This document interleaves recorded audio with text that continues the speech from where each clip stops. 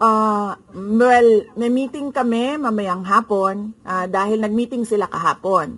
Hindi ako sumali, so merong briefing, legal briefing mamaya ang mga lawyers. So I will know more this afternoon.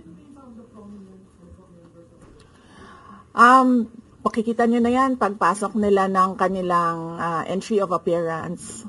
Ma'am, tuloy po ang trabaho kahit may pinaghahandaan po kayo.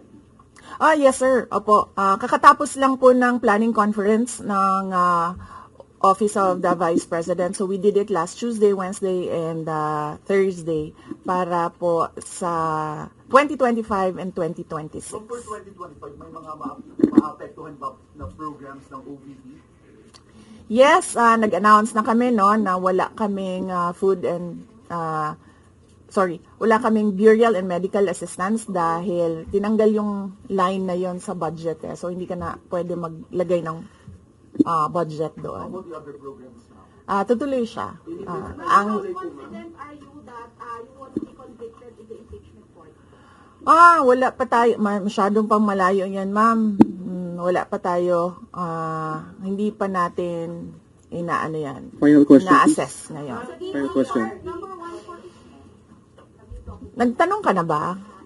Kanina? Sige, Final ikaw. question, Lance. Before na you will seriously considering to run for 2028, now na may impeachment na, are you more decided to run in 2028? Okay. So wala pa tayo dyan. Wala pa tayo dyan. But, nasabi ko naman di ba, paulit-ulit kung we are seriously considering that. But it's difficult to decide without numbers. So, kailangan malaman yung surveys and numbers. Sa next year pa yun. Oo. Sir, nagtanong ka na? Sir. Yodo Yes, News, sir. Ron. What are you concerned na yung possible consequence that you can be disqualified from public office kung magkaroon ng conviction? Yes, sir. Oo. Alam ko po yung penalties ng impeachment. And the moment na nag-resign ako sa Department of Education, before ako nag-resign sa Department of Education, pinag-isipan ko na lahat yan. Sa ngayon ba masasabi ninyo na lalo pa kayong nainganyo na ituloy ang pagtakbo sa 2020 presidential election? Nasagot ko na ata yung kanina sa question ni Sir na nakaitim. Sir. Number one in the articles of impeachment was your assassination threat to the president. Do you regret making that statement last time? I did not make an assassination threat to the president. Sila lang nagsasabi niyan. Sila lang nagsasabi may assassination. Sila nagsasabi may assassin, may gunman. Next po, GDB. Not say that. Sala. Ano po kayo if confident kayo sa numbers na House and sabi nyo, hindi kayo confident. And nagkatotoo nga, ngayon sa Senate, you said na parang meron kayong confidence sa mga senador. So, ngayon, how do you feel about that? Do you still feel confident with the numbers in the Senate? Sandali, Mama. Kailan ko sinabi yun, may confidence ako sa numbers sa Senate? Ano exact na sinabi ko? Sorry I cannot remember the exact words that I used. Parang medyo confident kayo with regards sa Senate, sa mga friends and allies.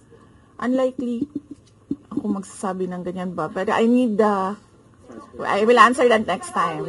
Now, sa Senate. Supposedly received nila yung impeachment complaint the other day, pero nag-close sila kagad because of the last session.